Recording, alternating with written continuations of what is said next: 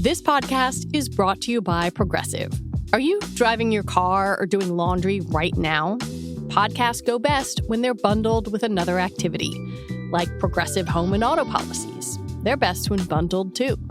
Having these two policies together makes insurance easier and could help you save. Customers who save by switching their home and car insurance to Progressive save nearly $800 on average. Quote a home and car bundle today at Progressive.com. Progressive Casualty Insurance Company and Affiliates. National average 12-month savings of $793 by new customers surveyed who saved with Progressive between June 2021 and May 2022. Potential savings will vary.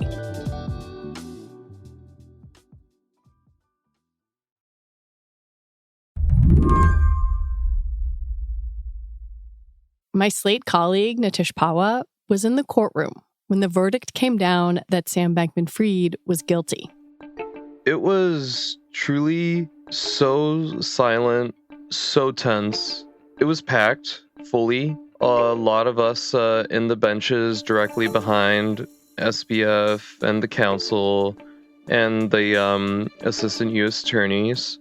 A lot of other observers off to the side, including his parents, but everyone was just staring straight ahead, just waiting for the moments when the jury forewoman would confirm on the counts. And wow, the judge had told us beforehand, don't react, no rushing toward doors, no acting out of line or anything. And everyone, to their credit, did exactly that. But you could definitely get the sense that everyone was reacting, head swiveling, oh my God.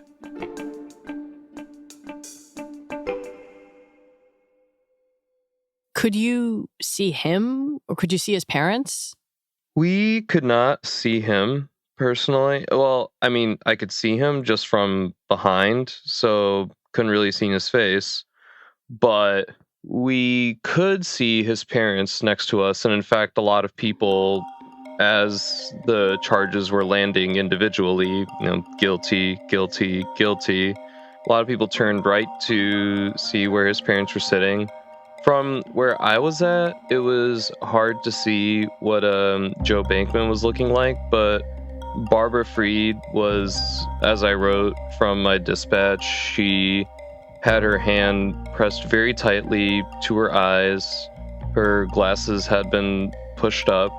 She clearly was about to, start sobbing at any minute.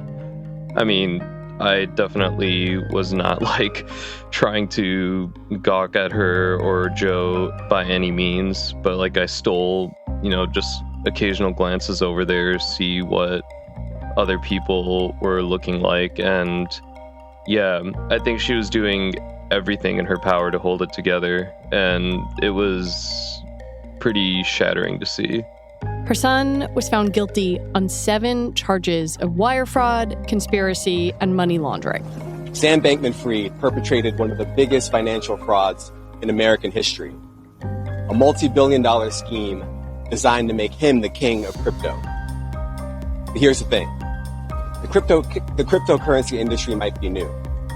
The players like Sam Bankman-Fried might be new. But this kind of fraud, this kind of corruption is as old as time, and we have no patience for it. A spectacular fall for the man who had once been the disheveled face of crypto. Today on the show, almost a year ago, FTX filed for bankruptcy. Now its founder is facing more than 100 years in prison. I'm Lizzie O'Leary, and you're listening to What Next TBD, a show about technology, power, and how the future will be determined. Stick around.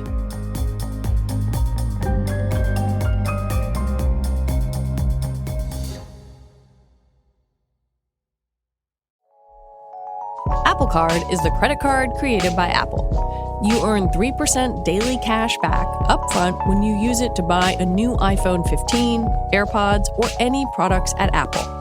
And you could automatically grow your daily cash at 4.15% annual percentage yield when you open a high-yield savings account. Apply for Apple Card in the Wallet app on iPhone. Apple Card subject to credit approval. Savings is available to Apple Card owners subject to eligibility. Savings accounts by Goldman Sachs Bank USA.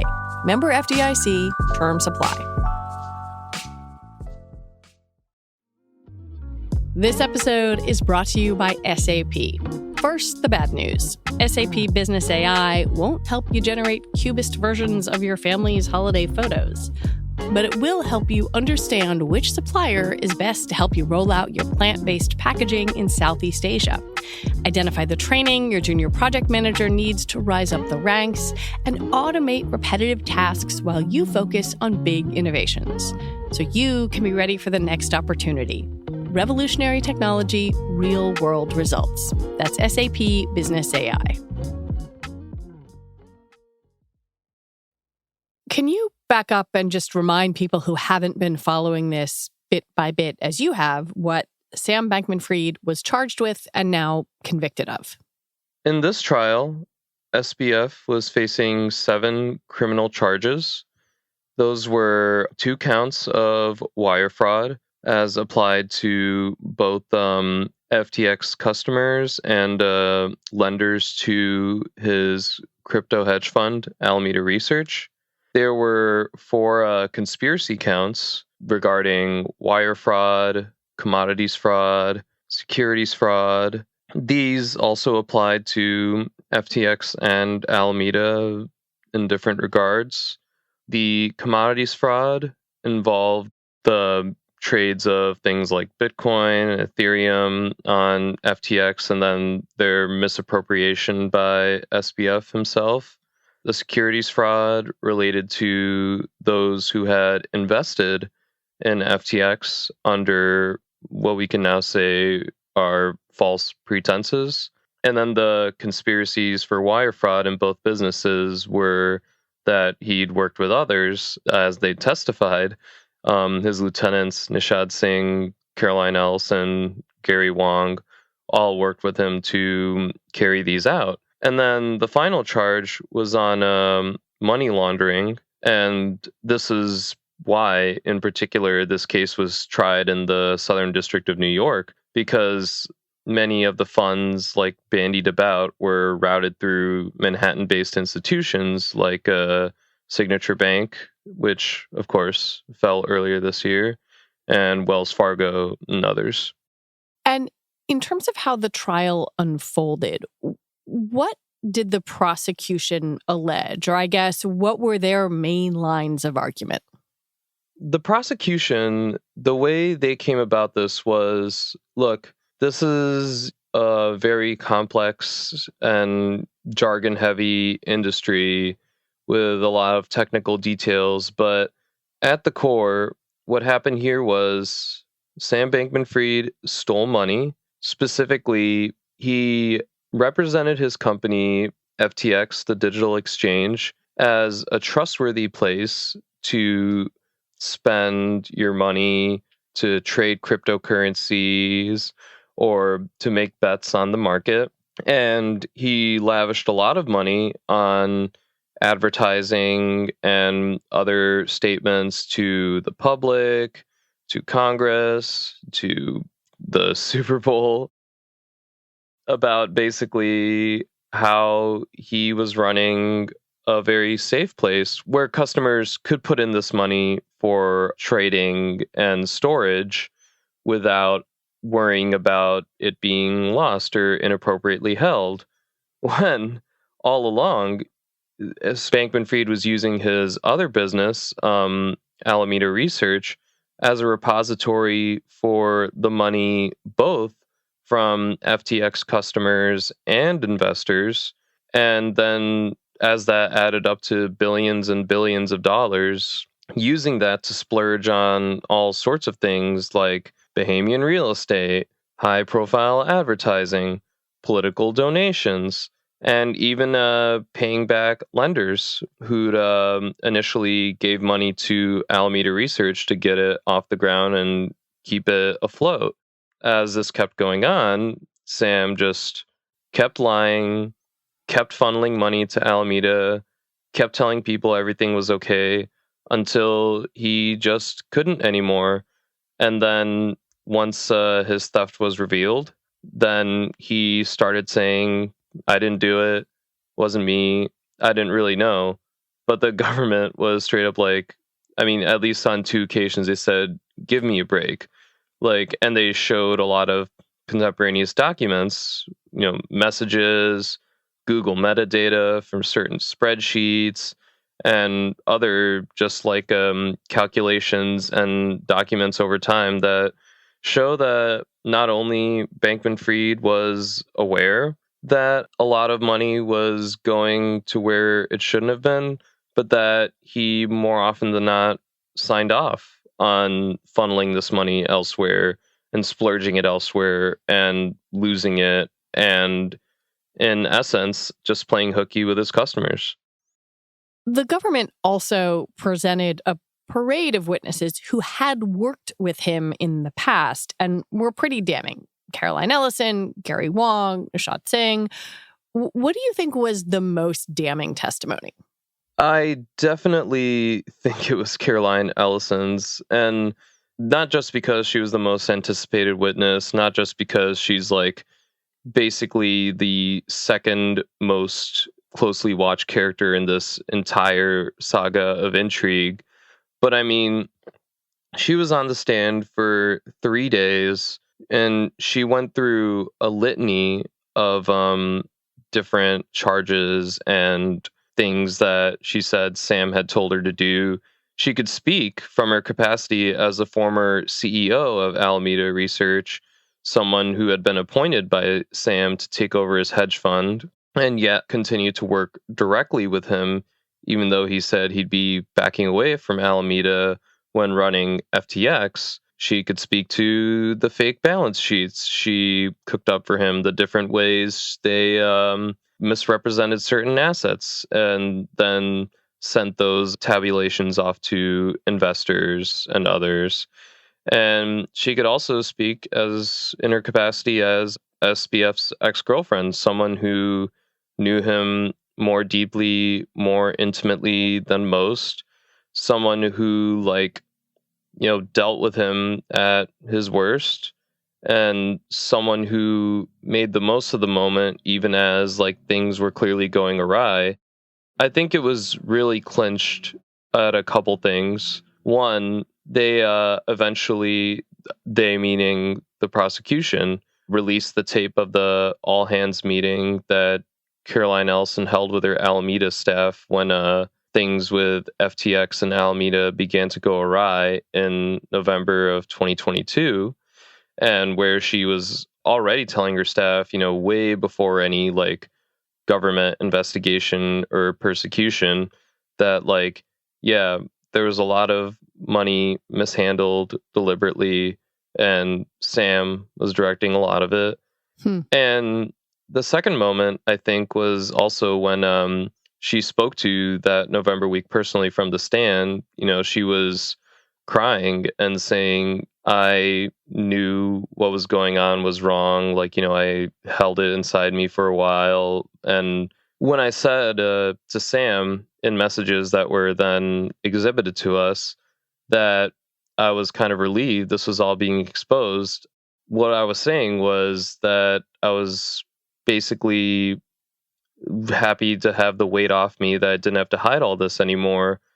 In reality, that was the worst week of my life. I, was seeing everything falling apart. And not only that, just despite knowing what I was doing was wrong, and despite still trusting Sam to figure out a way to wiggle through it, it was finally coming apart at the seams and everything was going to change. And I think that, along with, other people in Sam's direct orbit, talking about things that, Sam had said to them at the moment that he would try to later say to the public, or speaking to certain documents they worked on that Sam had tried to deny that he had any knowledge of, only for it to be shown pretty substantively that he did have knowledge of them. I think just all that added up to show, this guy, at the very least, this guy directed a lot of criminality. At most, he did a lot of it hands-on. The defense, as you and I have discussed before, didn't feel like much until he took the stand. Could you describe their strategy and, I guess, why Sam Bankman-Fried himself testified? It's so interesting. So our colleague Alex Kirshner just wrote a piece about this after talking with some other lawyers. I think this has been a pretty common trend in coverage. A lot of reporters calling up like other experts or other people with experience in these types of criminal cases. Like, okay, what is going on here? What is Mark Cohen, a very celebrated and well-known attorney, what is he doing here?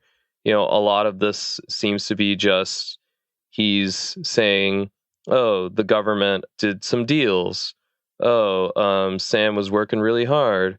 Oh, honestly, there's nothing wrong with that sort of thing. But I think what Kirshner made pretty clear in his piece is that really there was nothing else the defense could do. There was so much overwhelming evidence against Sam already that they must have been aware of from jump. And as I noted in my own piece about what the heck is the defense trying to do here, Sam, as we know from the past year of his filibustering to the press and comments both filtered and unfiltered to friends and others, that this guy hates lawyers, does not like listening to them, is not super willing to take their advice because he thinks he can figure out a way forward.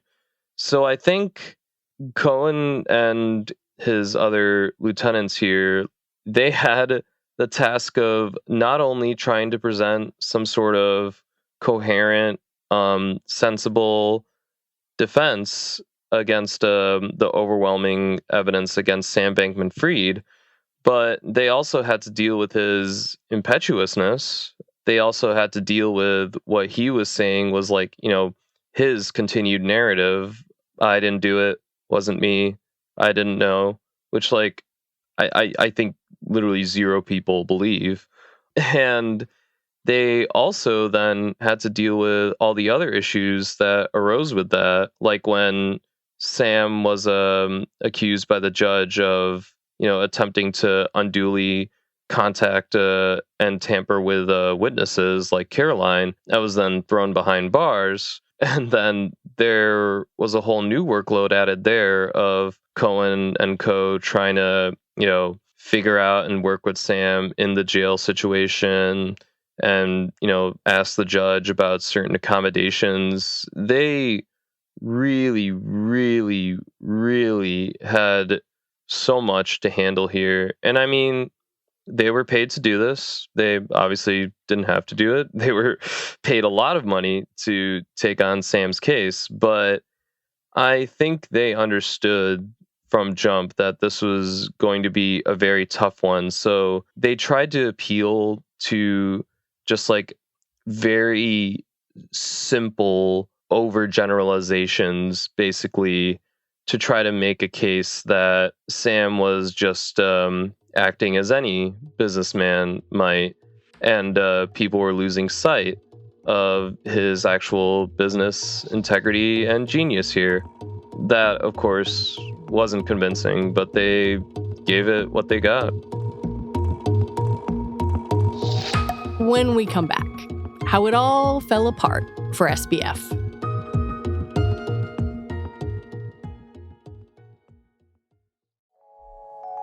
Apple Card is the credit card created by Apple. You earn 3% daily cash back upfront when you use it to buy a new iPhone 15, AirPods, or any products at Apple. And you could automatically grow your daily cash at 4.15% annual percentage yield when you open a high-yield savings account. Apply for Apple Card in the Wallet app on iPhone. Apple Card subject to credit approval. Savings is available to Apple Card owners subject to eligibility. Savings accounts by Goldman Sachs Bank USA. Member FDIC. Terms apply. This episode of What Next TBD is supported by Compiler. an original podcast from Red Hat discussing tech topics big, small, and strange. Compiler comes to you from the makers of Command Line Heroes and is hosted by Angela Andrews and Brett Simoneau. Compiler brings together a curious team of Red Hatters to simplify tech topics and provide insight for a new generation of IT professionals. The show covers topics like, what are the components of a software stack? Are big mistakes that big of a deal? And do you have to know how to code to get started in open source?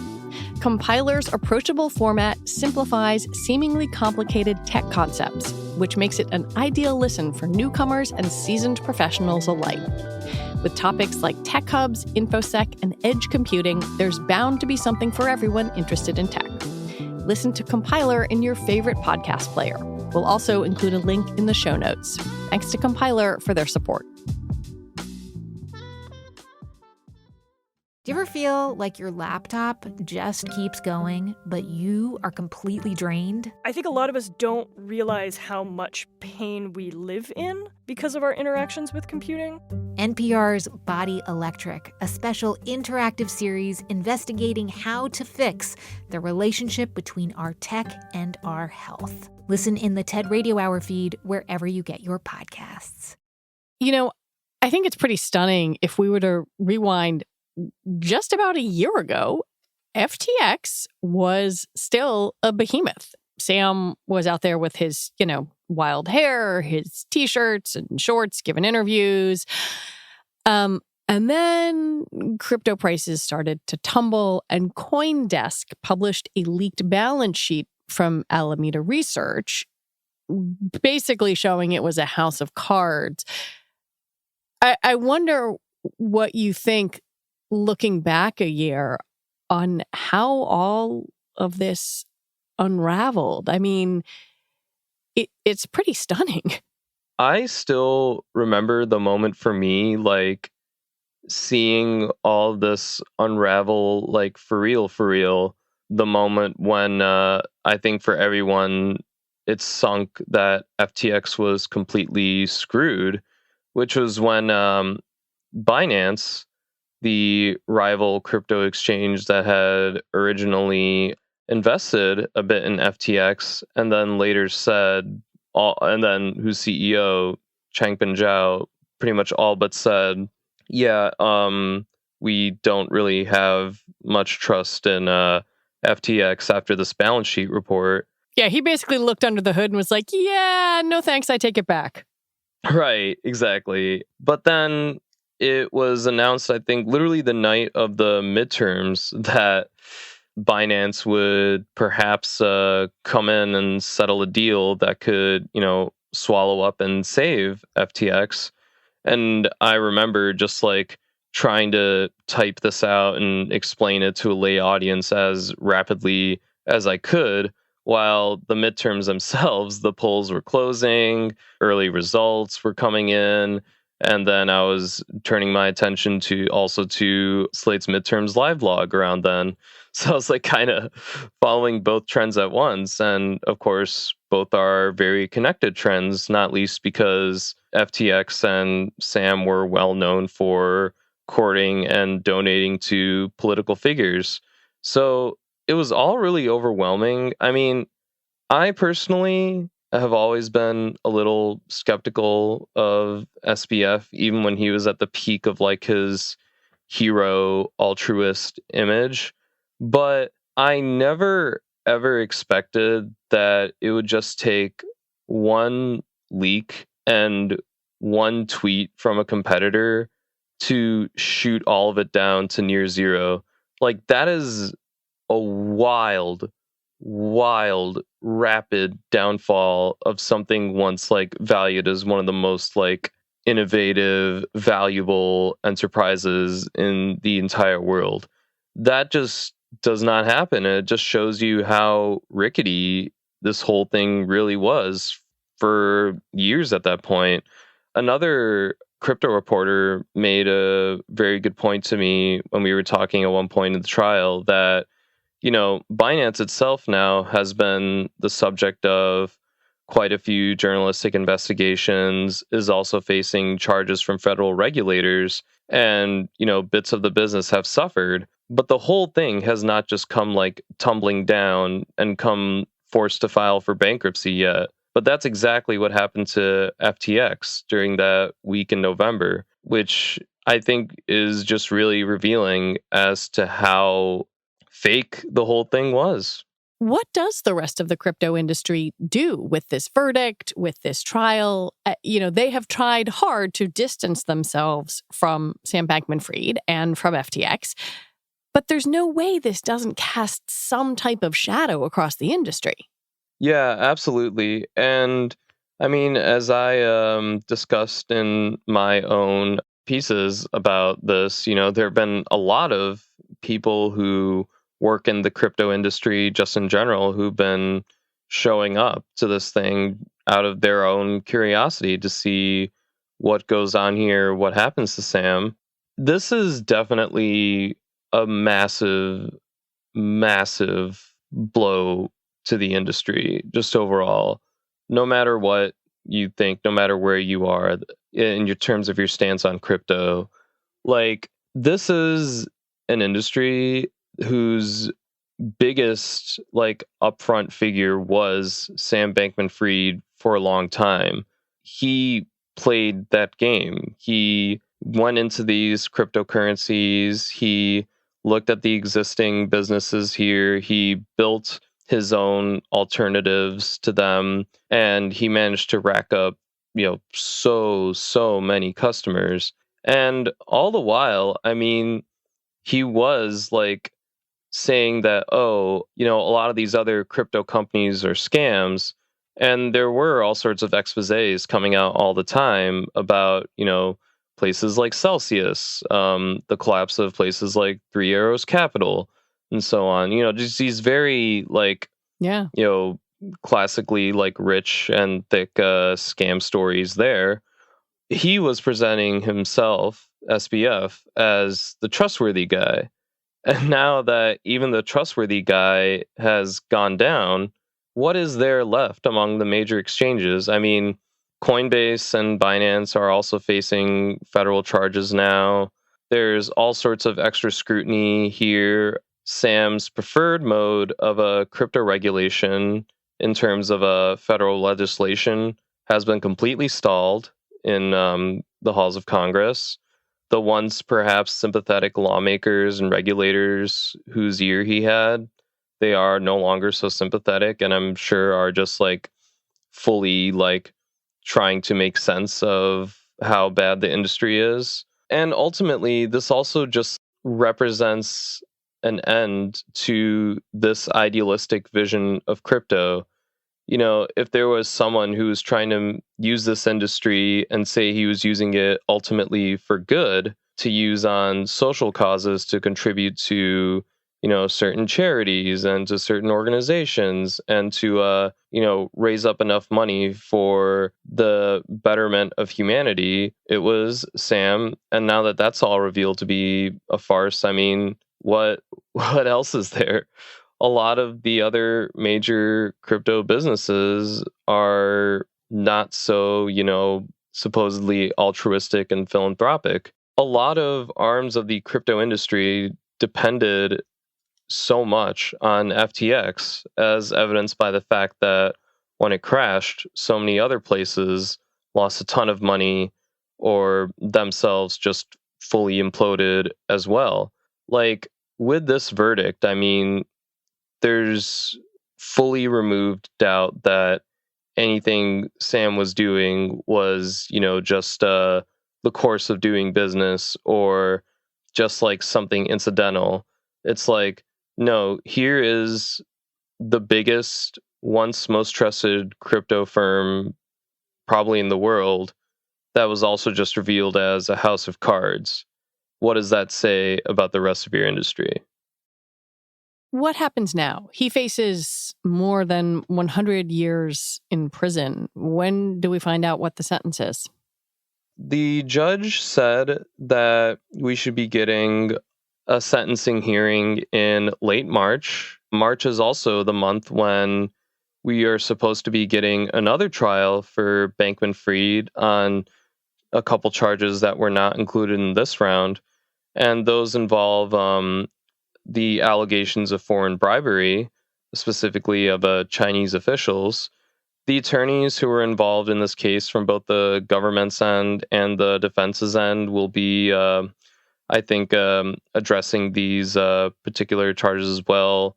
I think they're going to try to figure out whether, they'll even move forward with these trials, considering that Sam is already facing potentially a very, very lengthy sentence.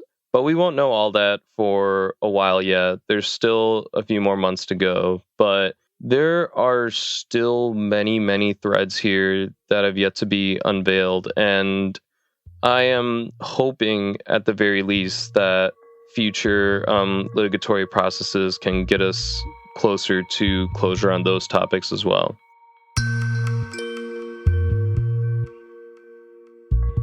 Nitish Pahwa, thank you so much for your coverage, and I hope you get to go take a nap.